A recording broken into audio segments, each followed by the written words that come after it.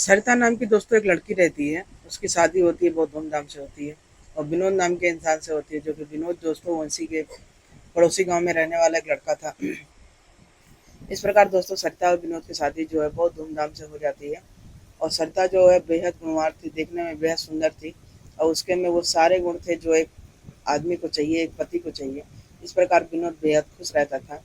और उसके बाद दोस्तों होता क्या है, कुछ दिन इन लोग का जो हंसी खुशी से संसार चल रहा था। लेकिन जानते ही है ना, शादीशुदा जिंदगी ऐसा चीज है कि उसके लिए पैसा चाहिए, खाने पीने के लिए सामान चाहिए, तो प्यार और उससे तो चलता नहीं है। इस प्रकार दोस्तों विनोद को एक दिन लगा कि अब हमें काम करना चाहिए। और इस प्रकार दोस्तों जो विनोद रहता है, काम के सिलसिले में वो बाहर चला जाता है कमाने के लिए। और यहाँ पर जो सरिता रहती है वो अकेले पड़ जाती है। लेकिन बीच बीच में विनोद आया करता था अपनी पत्नी से मिलने के लिए, उसको समय देने के लिए। तो दोस्तों जो है शादी के बाद जब उसका पति जब बाहर चला जाता है, उसी बीच दोस्तों उसका ससुर जो रहता है उसी समय कुछ ऐसा कांड करता है, जिसे जानने के बाद जब पूरा जो है अगल बगल के लोग जो है पूरा परिवार उसके ऊपर थूकने लगता है। तो चलिए दोस्तों इस ब्लॉग को आगे बढ़ाते हैं कि आखिर बहू के साथ ऐसा ससुर क्या करता है। तो दोस्तों ये सच्ची घटना पर आधारित ब्लॉग है हमारा। अच्छा लगे तो लाइक शेयर कमेंट जरूर करिएगा। तो दोस्तों जो सरिता नाम की औरत लड़की रहती है, उसकी विनोद से शादी हो जाती है। और बेहद खुश रहती है अपने घर संसार में। और एक दिन उसको जो है उसके पति को पैसे की कमी महसूस होती है। तब उसका पति करता क्या है, फिर वो अपनी पत्नी से बोलता है कि ऐसा है, अब इससे तो घर संसार चलने वाला नहीं है, अब हमें कमाने के लिए बाहर जाना पड़ेगा। इस प्रकार दोस्तों धीरे धीरे करते करते एक बेटा हो जाता है उसका। और उस बेटे होने के बाद जो है उसका जो पति विनोद रहता है बाहर चला जाता है जॉब करने। अब यहाँ पर जो है सुसरता रहती है, उसका दिन तो पार हो जाता था, बच्चे में सब में पार हो जा रहा था। लेकिन रात की जो तन्हाई थी दोस्तों उसकी कट नहीं रही थी। और इस प्रकार दोस्तों उस जो बिस्तरे पे सोती थी तो उसको बस खाली पल पल में उसको विनोद की याद आ रही थी। अब जब विनोद की याद आती तब वो बहुत ज़्यादा परेशान हो जाती है। वो करे तो करे क्या, अगर विनोद कमाए ना तो उसका घर चलेगा कैसे। इस प्रकार वो संतोष करके रह जा रही थी। लेकिन दोस्तों उसका जो ससुर रहता है, ससुर बेहद रंगीला स्वभाव का था। और उसकी जो सास थी वो काफ़ी एजड थी, तो इसलिए उसका ससुर जो था वो देखने में हष्ट पुष्ट था, हर चीज़ में मतलब फिट था। इस प्रकार दोस्तों उसका ससुर का जो नीयत को है बहू पे कुछ ज़्यादा ही फिर रही थी। जब उसका बेटा बाहर कमाना चला जाता है तो उसी बीच ससुर जो है कुछ न कुछ अब अपना अपना दांव पेच खेलने लगता है बहू के खिलाफ। तब जब बहू दोस्तों सुबह में जब चाय लाती है तो उसका हाथ पकड़ लेता है, जब कोई काम करती है तो उसके पीछे जाता है।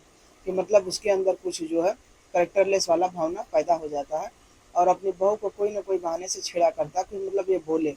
इस प्रकार दोस्तों उसकी बहू जो रहती है उसकी मंशा समझ जाती है। इस प्रकार जो है वो अपने ससुर से दूरी बना लेती है।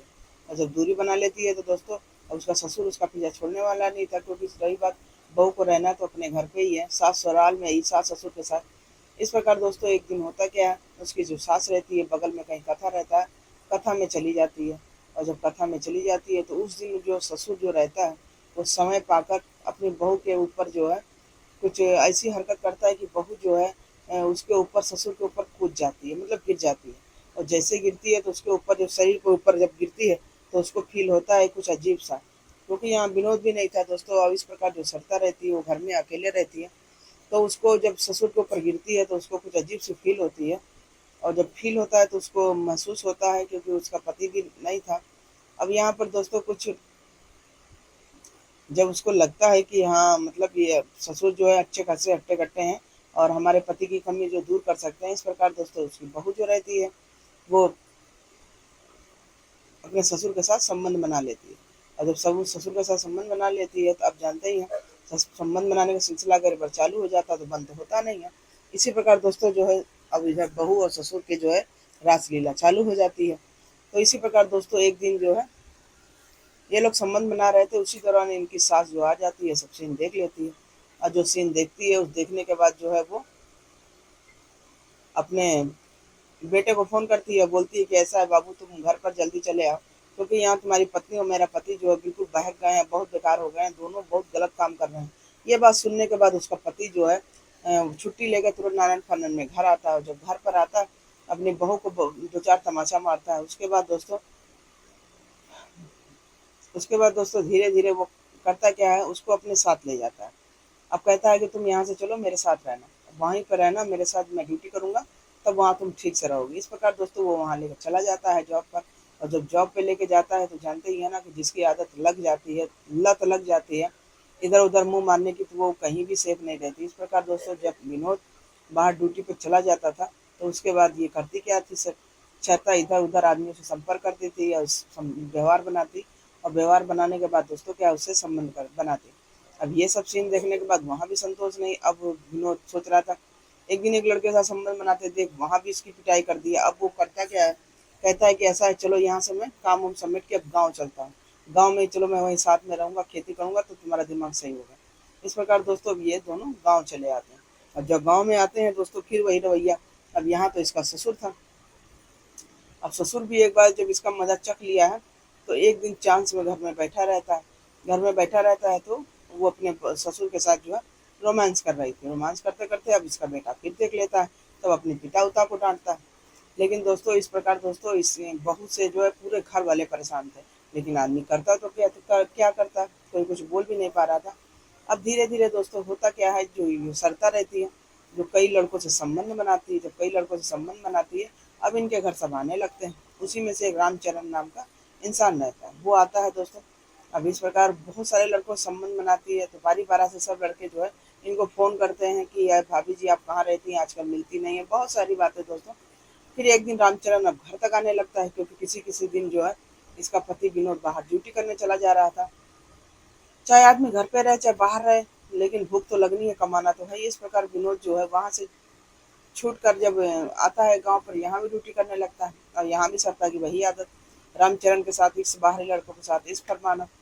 इस प्रकार अब यहाँ पर जो एक दिन सोचती है कि इसका ससुर भी यही देख रहा था, समझाने लगा कि ऐसा है बहू ये सब काम मत करो, अब छोड़ दो, जो गलतियाँ हो गई सब भूल जाओ, मेरे से भी हुई तुमसे भी, अब ये सब छोड़ दो, अपना घर संसार जीवन अच्छे से बिताओ, क्योंकि तुम्हारा पति तुम्हारे अब साथ रहता है।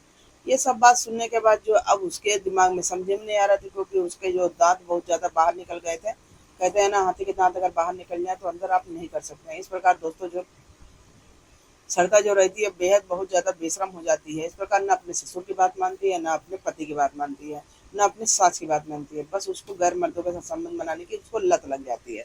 इस प्रकार अब वो करती क्या है, एक दिन बैठे बैठे सोच रही थी कि मेरा ससुर जो है बहुत ज़्यादा अब मुझे परेशान कर रहा है।